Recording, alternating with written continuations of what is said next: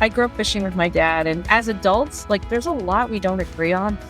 It's a lot of subjects we can't talk about, but when we go fishing together, none of that matters. It's all about that adventure of the day. We're on an adventure together, we have a mission to accomplish, and just all that stuff gets thrown out, and it's just special. You're listening to the Rising Tidecast, the podcast for sharing the stories, the lessons, and all the good stuff from legends in the marine industry.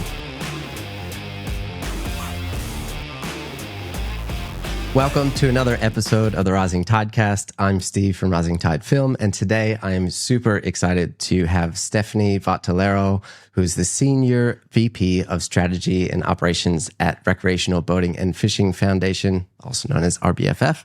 Stephanie's been in the industry for 18 years. She has a real passion for the industry, connecting people to the water, and encouraging conservation and growing our industry in general. Welcome, Stephanie. Thank you. Excited to be here. Super excited to have you on. And I've actually had the privilege of working with Stephanie as my mentor earlier this year through an amazing program that Marine Marketers of America put on for a mentorship program. You've been so valuable for my growth personally and professionally earlier this year. So I'm really excited to have you on. And what I would love to know is where it all started for you. Like, take me back. Why ocean and fishing? When did it come into your life? Well, I was born in Ohio in the United States and to a water-loving family. My grandparents kept a trailer up at Lake Erie. They had a place in a town called Port Clinton. So, I get asked sometimes, well, what was the first fish you ever caught? Do you remember your first time fishing? I honestly don't, because I was probably like 3 years old. But, fast forward a few years and my parents decided to move to the Florida Keys when I was 7. So that was a big change, big move, but it really, really shaped my life and influenced me to work in this field and just really become like a steward of the water and all things boating and fishing. The Keys is a very special place. That would be awesome to grow up. It's something we've always considered, like Maddie being from Sydney, going back to live in America again, like the Keys are on her top of her bucket list, I'd say. It's beautiful. I know it would be a very interesting place to live. Yeah, well, it's one of those things I think when you're a kid, you don't necessarily realize it's special because it's all you know, right? So my friends would be like, my family in Ohio would be like, oh, do you boat all day? And I'm like, no, I go to school and I do my homework and I have activities after school, like all the normal things, right? But then when I left for college and I started meeting other people and talking about our experiences, I kind of went, oh, yeah. That was special. And I just have a different experience and knowledge of, the ocean and fish species and things that a lot of people don't have familiarity with. So it was pretty unique. And everyone asks me now, like, I don't live there now. I'm like, why are you not there? It is a very small town, and I've really enjoyed being somewhere. I'm in the DC area now, Washington, DC area. I've enjoyed being somewhere where I can get to the city or the beach or the mountains to experience it all. But it is a really, really special little place in the world, and I enjoy going back very much. When I grew up, that was like one of the trips I used to do every year with my dad is we would book a charter down out of Almirada or somewhere else down there. It was awesome. Very, very cool. So then growing up in the Keys, what happened before recreational boating and fishing? And then how did you find them? I didn't know I wanted to work in the industry. That wasn't a plan of mine. I came out of school. I went to Florida State University. I studied media and communications. And I started out working in PR and doing media relations, marketing, communications. And I think if you look at the fishing participation trends, it's pretty normal that kids who, even if you grow up fishing and boating, there's a period of your life where you kind of get away from it. College takes over, you're becoming an independent adult, and it just sort of slips off the radar. And then you tend to come back into it when you start family and stuff like that. So I got out of school, worked for a little while in Georgia, ended up making my way up to the DC area. And when I met my now husband, he had grown up on the water as well. And he wanted to buy a big boat. And I guess this hadn't gone over very well with some other girlfriends because he had said it and they were kind of like, I don't know. So he says it was a turning point in our relationship when he's like, I want to buy this big boat. And I was like, okay, let's do it. And then I was like, and I'll pay for the gas. And he's like, oh, will you marry me? Tick, tick, tick. Yep. So we had this 1979 32-foot aluminum cabin cruiser. It's called Marinette. And, I think it's probably fair to say most people start with a small boat and they get bigger. And we just bought this big boat. And in our 20s, we spent our weekends on it. It was such a blast. We would take friends out overnight. We did all the work on it. We changed manifolds in the engines and all that stuff. So anyhow, he found a job at Boat US, heard of this little organization called RBFF. And I was working, doing marketing and communications at the time, and referred me. And I ended up getting the job. And it was kind of a no-brainer, and I'm like, okay, this will be the first time in my career I've had a chance to work on something I actually personally enjoy. And here I am 18 years later. So that worked. That I'd say so. That's awesome. I love that you just were all of a sudden, without knowing it, ticking every box of that relationship. And what a start. A lot of lessons I'm sure learned. Sounds like changing manifolds is probably one of the relationship testers, perhaps, but it's like putting IKEA furniture together, right? That's right. I mean, to me, you've been in it now for 18 years with RBFF. That screams passion and dedication. And, I'd imagine you wouldn't stick with something that long unless you really loved it. And, you said when you started, it just, felt right doing something that you love to do. So what is it about what you do now that keeps that passion going? So the fishing and the boating, obviously, they're things that I love personally and we engage in as a family regularly. But the other thing I think that keeps me going in this industry, it's large, but it's small. And there's a lot of the same key players. It's a lot about relationships and people. And I love, love, love doing the networking and the connecting. And, it almost feels like when you go to events, it's like a family reunion. You're seeing your friends. Oh, I haven't seen you since last year. What's been going on? Da, da, da, da. I love that part of it. And I feel like it's a big piece of our industry in getting ahead, right? You need to know the right people to be able to pull the right strings and make the right moves. Yeah. That's something that you actually helped me a lot with during our mentorship sessions. It was, I think, the power of networking is what we spoke about and how it also shaped your career. And I remember you told me it was one of the first things that we spoke about, and it helped me a lot because I do find it a bit harder to network on my own. I'm not a natural networker. I like one-on-one conversations and situations a bit better. But you kind of resonated with that and told me how that was kind of one of the first things that you had to do in your role, just kind of get out there. So I think you gave me a lot of great tips and it played such a big role in what you do. Can you share, I guess, what that experience was like for you at the beginning and the difference that networking in general makes in your career back then and now? So I wasn't always somebody who was, known in the industry. In fact, I think it was 2019, so not that long ago. My then president and CEO was like, he wanted to put me in a leadership role. And he's like, you're going to need to get to know the board. You're going to need to get to know the industry and all of our stakeholders better. And, going to events, I spent a whole year traveling to like every event you can think of. I think I had 17 events in one year. It's a lot to remember. It's a lot to take in. So I was like, okay, there has to be like touch points in between. No way I'm going to remember all these names, remember all these faces, etc. So I just started, instead of collecting business cards, or I would take the business cards, go straight to LinkedIn, connect with that person. And so then they're popping up in my feed. I'm getting that, I'm seeing their face over and over. I'm seeing what they're talking about. And you can start connecting on things that are not just work, but personal also. I also made a concerted effort to post regularly myself and try to post about things that were both strategic for the organization and things that I'm very passionate about, so that I sort of had my own brand, if you will. And I don't know, you learn what resonates with people. You learn what other people are passionate about. And it started to become really fun, right? Like, I'm going to post this and let's see what kind of engagement it gets. But it also helps you tremendously. So you do go to those events and now, you know all these players, and that gets you invited to other events. And that gets you the call from the trade media that wants to talk to you about something, or it helps form a partnership. So I've just found it tremendously helpful in everything I do, really. Even you're connecting with LinkedIn and what you post, like you post very regularly and it's all very real.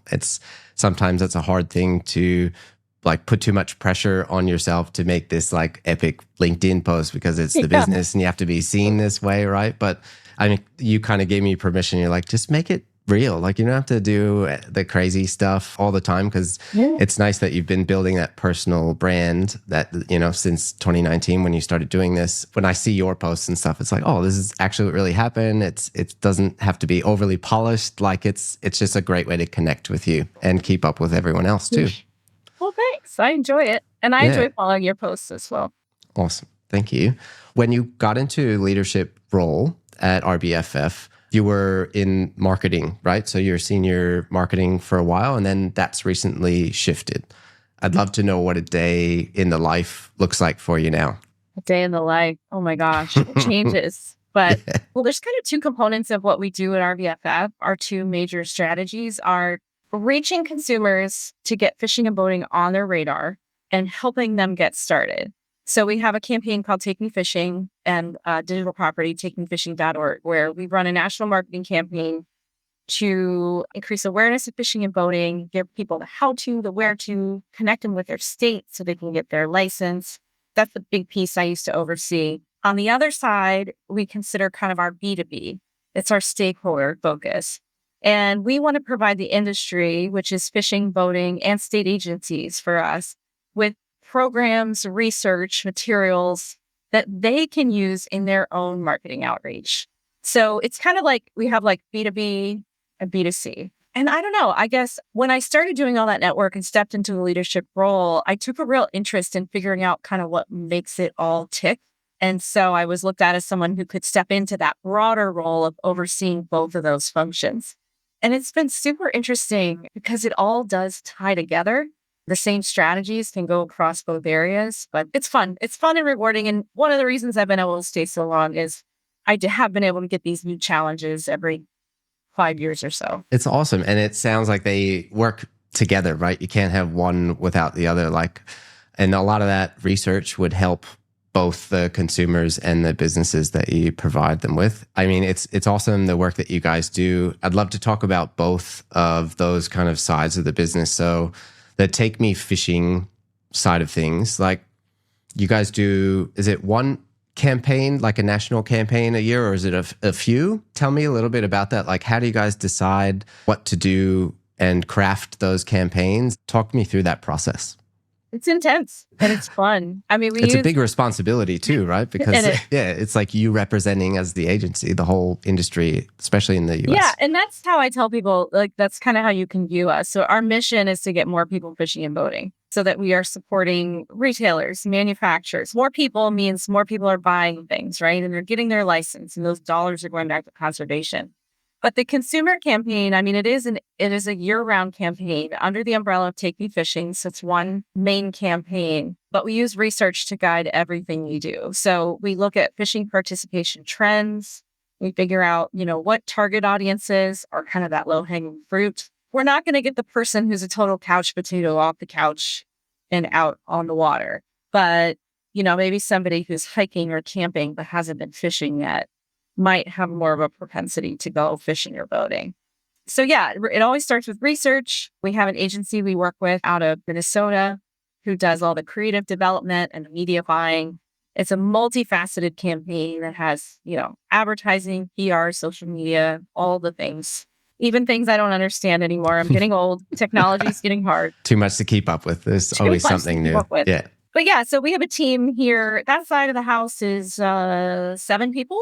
But we use contractors, of course, to extend that to make it go further. This year was a really cool campaign that you guys did with a lot of animations and then requesting a lot of user-generated stuff. It was a broad campaign, but it was very cool. And it, personally, I felt really connected to it. How do you decide what to focus on? And what are some of those kind of insights that, I guess, help you narrow that focus?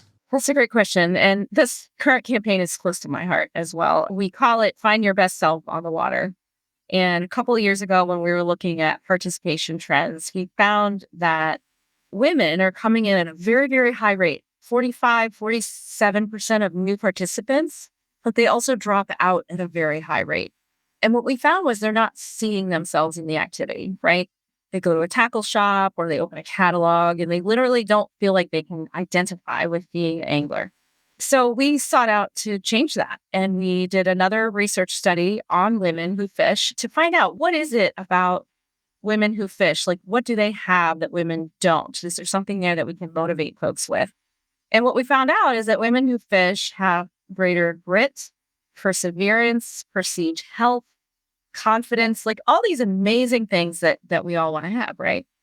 So we use that as an impetus for the Find Your Best Self on the Water campaign to show that, it's not just about going out there and catching the fish. It actually helps you build character and confidence and all these great, like things.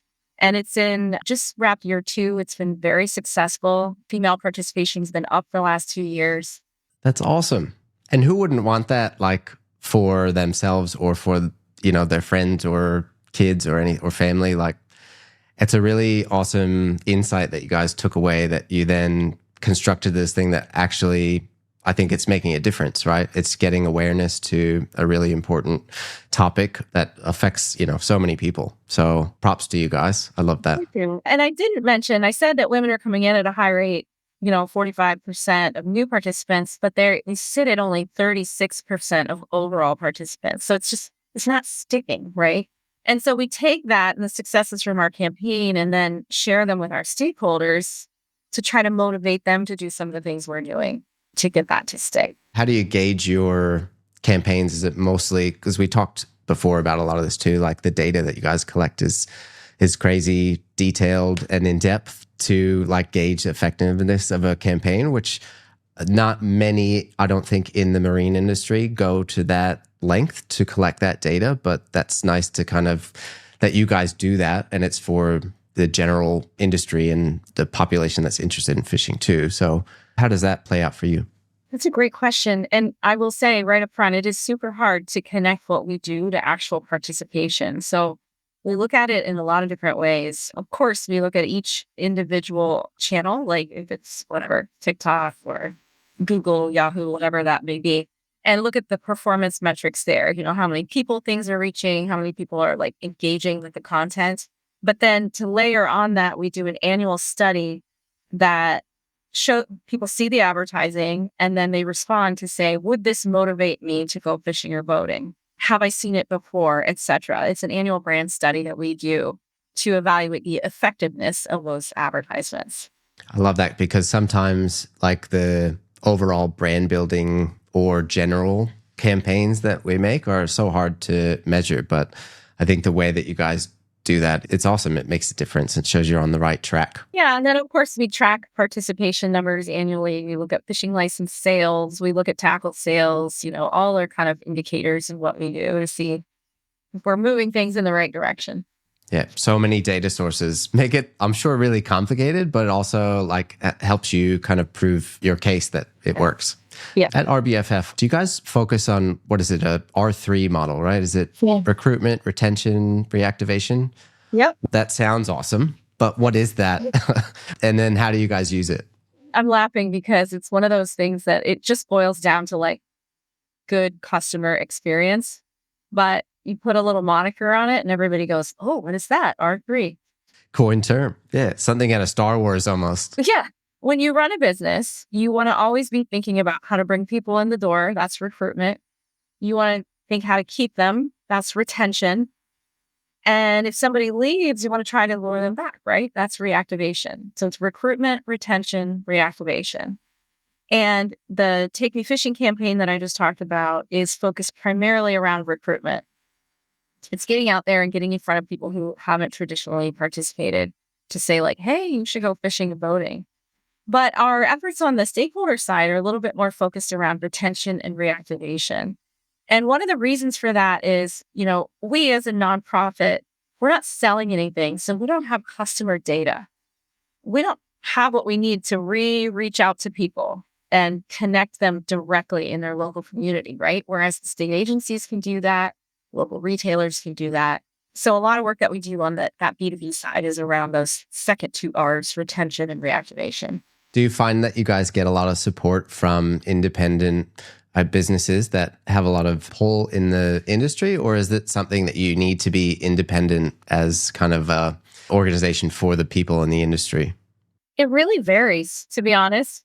We've worked with so many different companies over the years. We've partnered with some of the really big ones and really small ones. And, again, it really boils down to like great customer service and holding people's hand when they're there. Someone's checking out and it's like, do you have a fishing license? Do you know where you can get one? Do you know where you're going? Let me help you. There's some great spots here and there. I feel like there has been a shift in the industry over the last maybe 5 years of organizations who realize that traditional customer is kind of aging out and we have to start changing who we're going out to. We need to reach more diverse audiences who make up our population today. So that's been encouraging and hopefully we'll see more. Yeah, I love that. I mean, it's a passion and a pastime that gives people so much joy. Like more people should be experiencing it, I think. Obviously with like boating too, right? This stereotypical kind of boat buyer for a lot of brands that at least I work with, they're not going to be buying many more boats because, like it's changing Right. and they've been in it for a while. So yeah, appealing to more diverse audience is something that's, I guess, a little bit needing to I guess have a lot more thought behind the campaigns as to how to do that. What are you guys seeing as far as the diversity? Is it the places that people are from and can go fishing, or is it age, or is it just a culmination of everything? It's complicated. There's a lot of factors. I mean, the number one thing that we face is, as I mentioned with women, this is similar with other groups as well. They just don't see it as for them. There's this image. I always say fishing needs a makeover, right? We're not Like Andy that. Griffith anymore. But also, I think there's a lot of perceptions that people have that are not necessarily reality, but it's what they see, right? They think that fishing has to be really expensive, that you have to get up at 6 a.m. and drive 2 hours from your house and spend all day. This idea of fishing being a part of a casual family event, like a family picnic, and you bring the fishing rods, is, I feel like, not as widely talked about. And so people think that like getting into it is going to be this huge, intense financial and time commitment. So we try to break down some of those barriers too, because we all know it can be expensive. Sure. It can take all day, but you have a choice in that. It doesn't have to be that, right? How does that tie into the other research that I thought was really cool that you guys do, the psychology of churn? How does that all play into it? Because that's something that's really important, I think, for the industry. Tell me what the study is all about. So this was a special research report we did last year. Again, following the data and watching the trends, we track how many people come in and how many people fall out each year. And we started to see this disturbing trend where 7, 8 years ago, we'd lose about 5 or 6 million people a year, and it started inching up. It went to 8 million. It went to 9 million.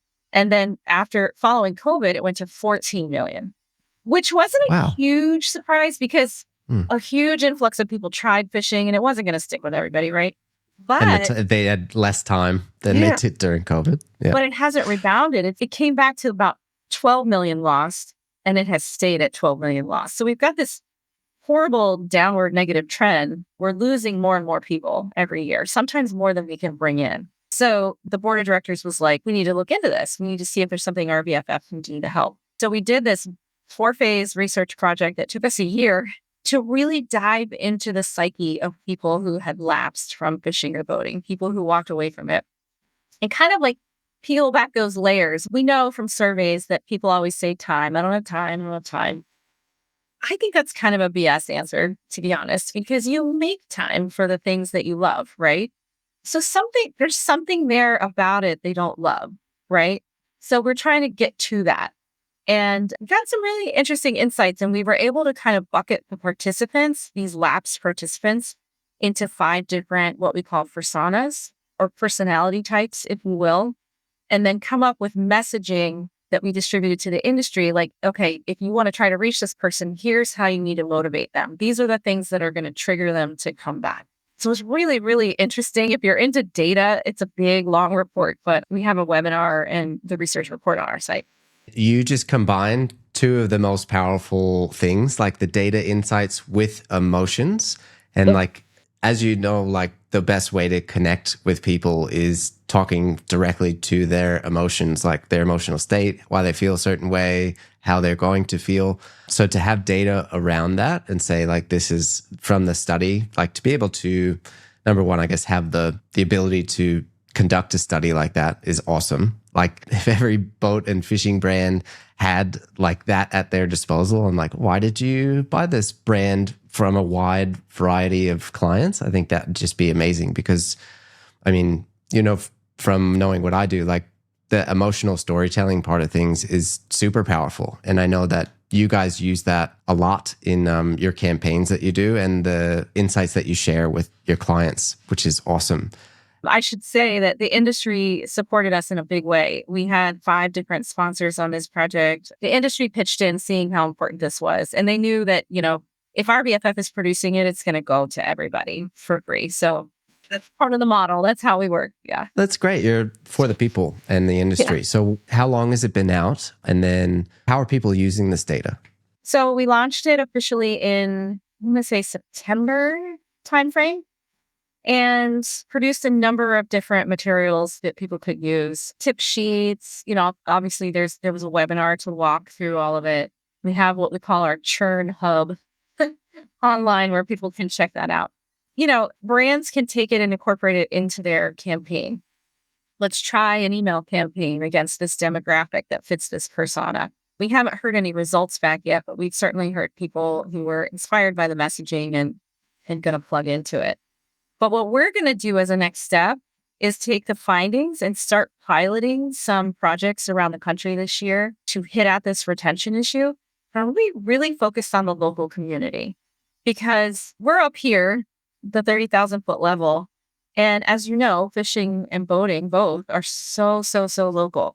It's different watercraft, it's different fish species, different tackle, different water bodies. And so the power is really in those local communities, the retailers, the fishing clubs, the state agencies.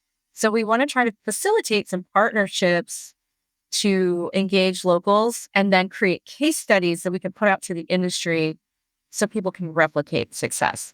Yeah, saying like, hey, this actually works. I think that's try this. awesome. Yeah, it works. Out of those personas, can you go through one of them with me that's maybe in the webinar? I'd love to know just a little bit about, I guess, what you found out. If you could give me an example, that'd be awesome.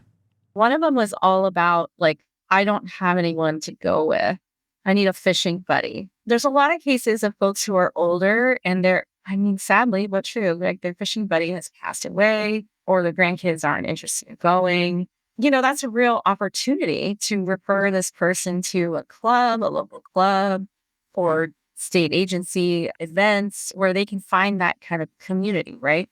So starting like maybe if you were to, I guess, take this to your local tackle shop and they weren't doing anything like community events or something, this would be an amazing like data insight for them to say, wait, we actually have these personas that are kind of shopping at our store or haven't come in a little while, can easily reach out to them and say, we've started this club, this fishing club, come meet other people in your similar kind of space. Or they can even have a little flyer on the counter. Have you, here's your local fishing clubs. Here's, looking for a fishing buddy. Like they could help facilitate that.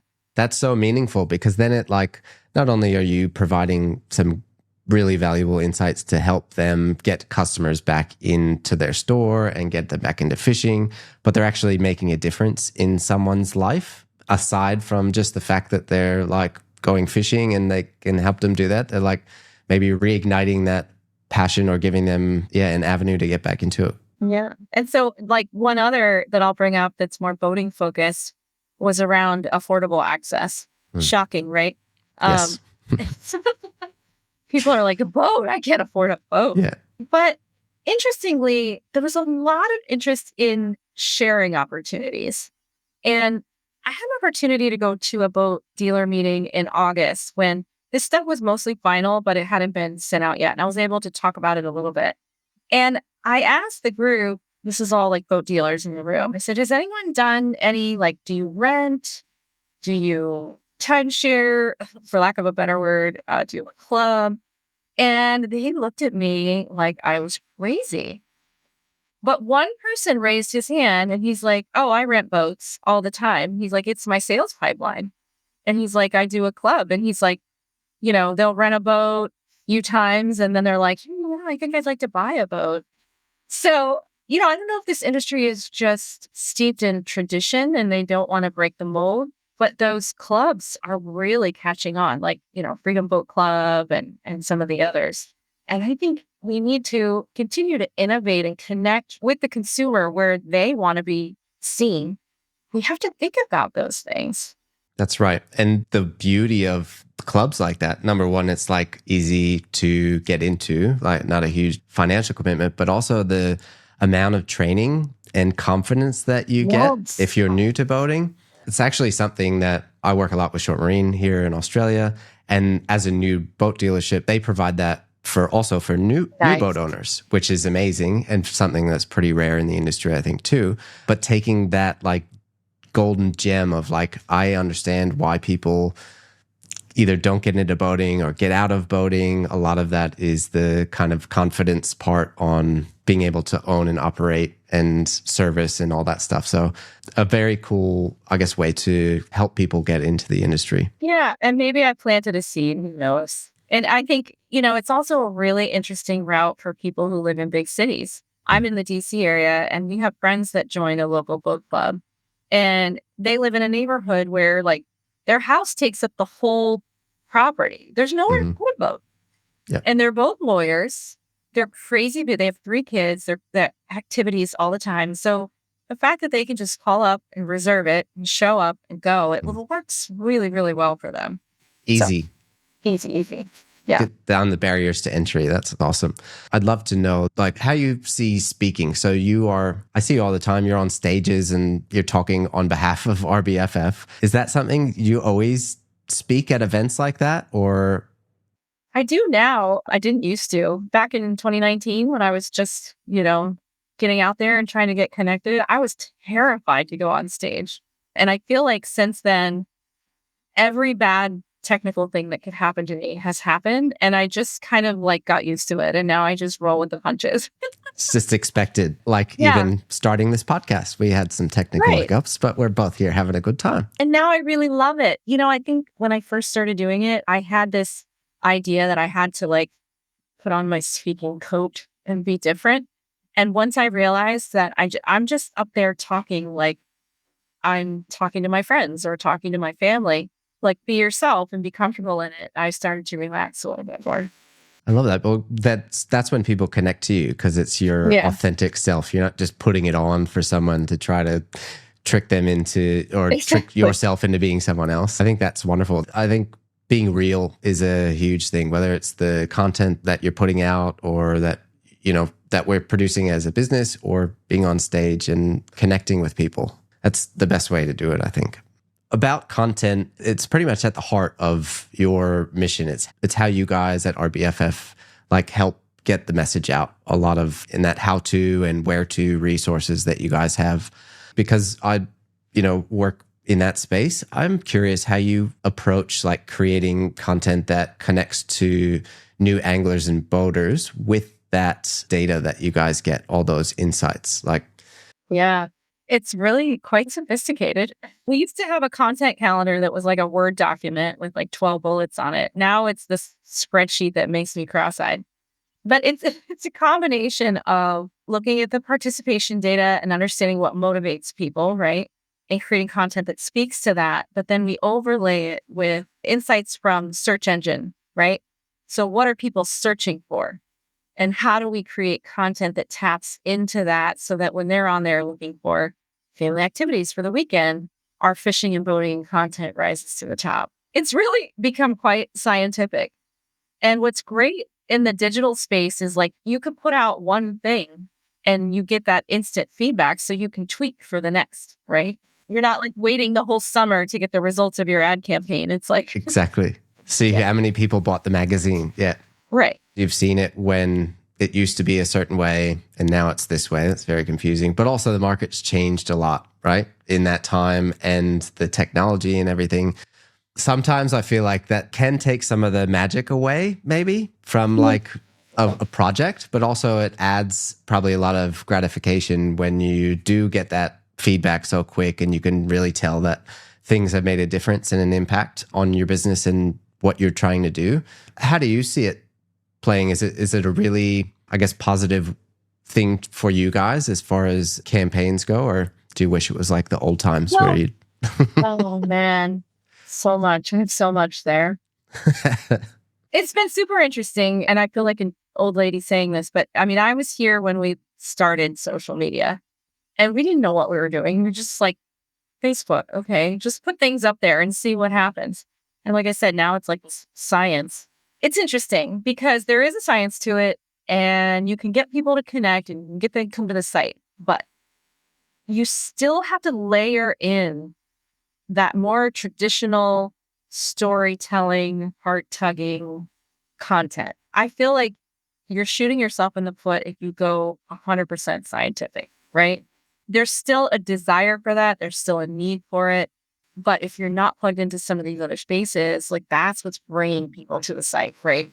And stories connect with everyone. Like people, I think as we get more and more into AI technology influencing a lot more than it does now in our day-to-day life, people are going to look for that authentic connection even more, like in real life versus like just data-driven. I know that this is being fed to me because it's exactly what I want to hear. Like the realness, I think, is going to cut through a bit more because I don't know how well we're going to be able to tell the difference between the two. But that's something that I think as humans, and especially being connected to people and the water as that shared interest, that's going to be a big factor in, I think, how people interact with and perceive our brands. Yeah, and that's a really good point. And I would say that authenticity is really important to our brand too. And so we do use a lot of like user generated content, or we work with influencers who are really, really authentic because you want people to connect. You want them to identify with the content, right? Ultimately. So the more authentic and real it can be, the better. Do you have a favorite story that RBFF has shared over the last few years when you've been in the marketing and SVP roles? Like something that you guys have produced that really hit home with you out of all the campaigns over the last few years? Well, the one that's out right now, like, gets me choked up every time I see it, Second Catch. And it was a play on for Father's Day. What happened was when we did our research of women, I was talking about earlier, to find out like why women who fish, what sets them apart. A lot of women just said like, well, I used to fish with my dad. Used to fish with my dad. We don't really go anymore. And that planted a seed for us. We're like, there's enough people out there who feel this way. We should make a play to try to reconnect dads and daughters on the water. And you've seen the video, obviously. It's a dad and a daughter who she's at that teenage age and starts to lose interest a little bit. And, the sadness kind of grows in the relationship. And there's this part of it where this is the part that gets me. The daughter is walking up the stairs to her bedroom, and the photos up the stairwell are like her life going by in like a second. It's like the soccer and then the high school graduation and then the wedding and then a baby. And I'm just sitting there like, oh, time is fleeting. God. Yeah. Yeah. I have a 14-year-old and I cannot believe how fast it's gone. Yeah. And I'm not even the target audience on that one. And it got me choked up. It is a reminder of how special those times are. And I think to continue, like for me, my girls are still young, Layla's 9 and the oldest. And it was instant like, oh man, I've got to get out there and take them out this weekend. Even though like I don't get a ton of time to go out fishing whether I'm not working. Yeah, and so sure. being with them is different, but it definitely like sparked the fire. Like, oh, we got to get out there ASAP. The other day I had them casting in the driveway, just practicing their casts. So, well, yeah, I saw that. I can totally relate because I grew up fishing with my dad. And as adults, like there's a lot we don't agree on. It's a lot of subjects we can't talk about. But when we go fishing together, like none of that matters. It's like, it's all about that adventure of the day. We're on an adventure together. We have a mission to accomplish. And all that stuff gets thrown out. And it's just special. It is special. No agenda, just having a good time. Yeah. Passing the time with someone you love. That's the way it's at. And those are the memories that stick with me too. Those are the stories I retell, whether you lost the fish or, the adventure. 100%. I'm curious, for leaders that are in the marine marketing space, because you have a lot of experience there, What role, I guess, do you think that that emotional connection part plays in building a memorable brand? Because it's something that I always try to explain. And as I am an emotional guy, it's hard to convey emotions sometimes into words and into business context, going, hey, like this is actually going to make a big difference for you. Not all of it is tangible. There's a lot of intangibles, but overall, I think when you use that emotional connection, it's a big thing. I think any time that you can connect with someone with your brand on a personal level, you're going to be more successful.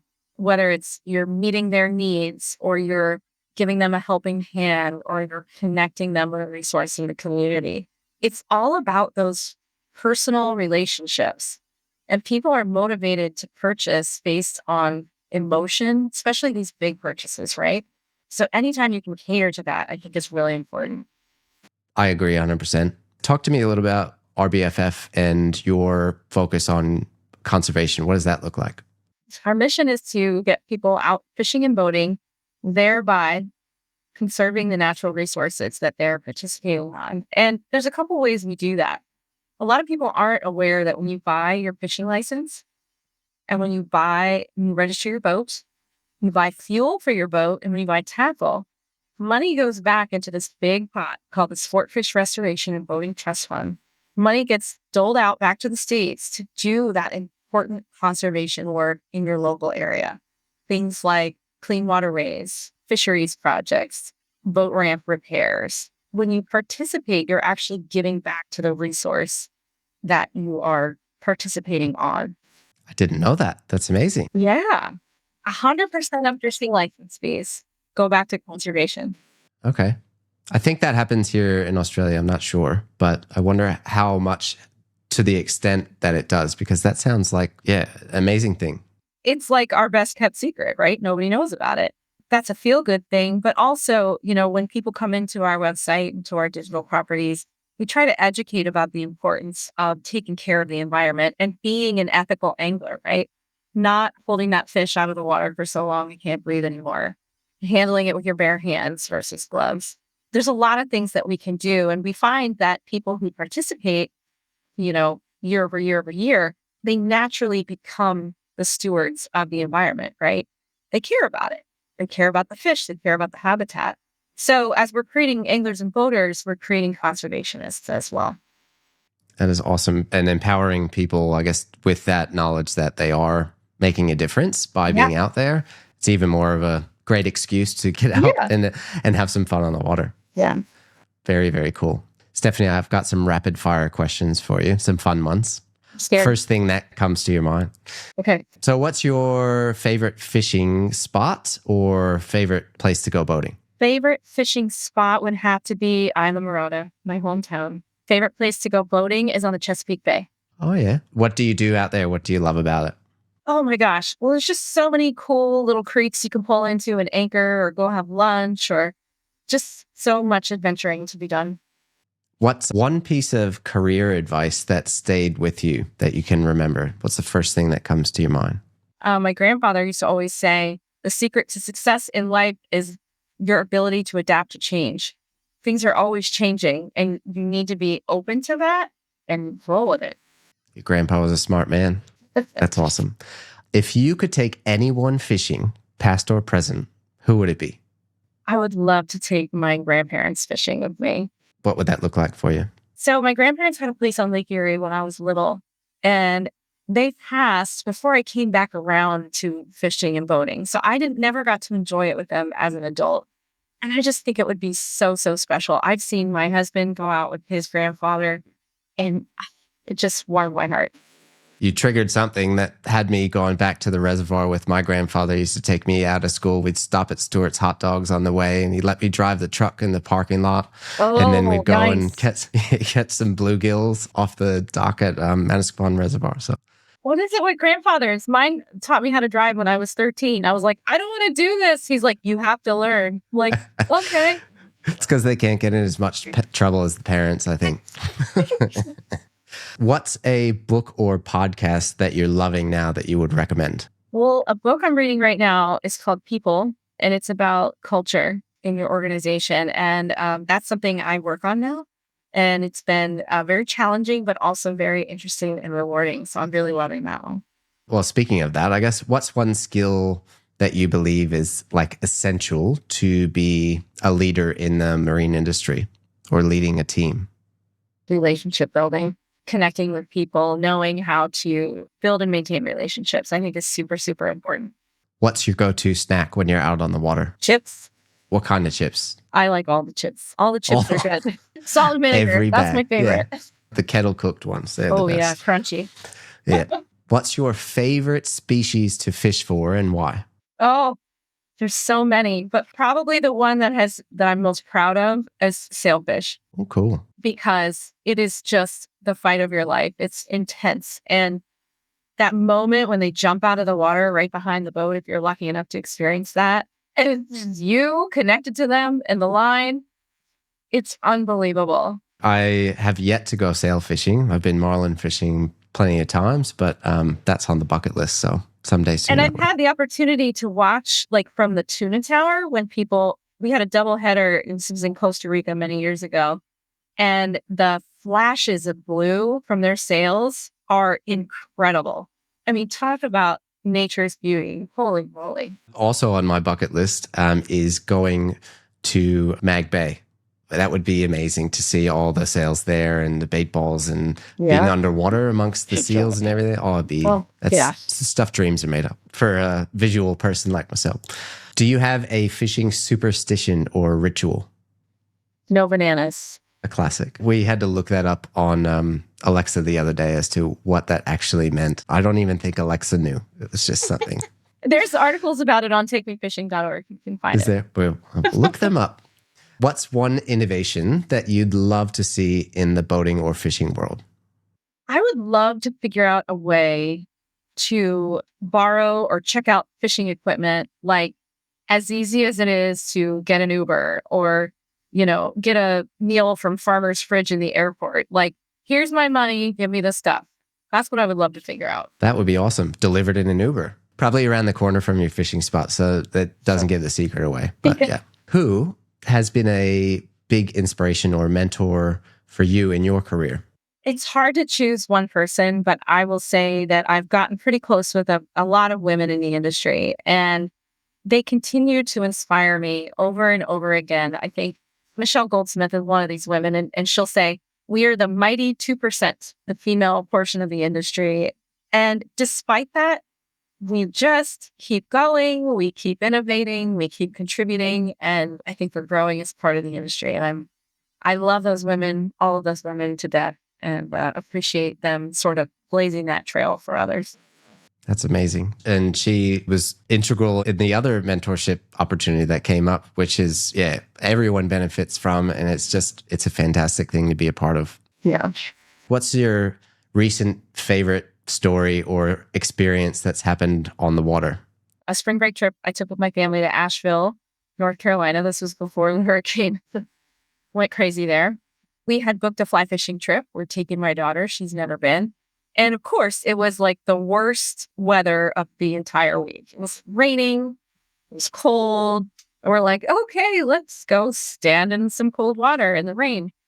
But I ended up catching a trout slam, my first ever. I caught a rainbow, a brown, and a brook. In the rain, in the cold. And then my husband was like, I'm going to keep fishing. And I was like, we're going to go get in the car and warm our feet up. But I've done my job here. Yeah. It was a great memory.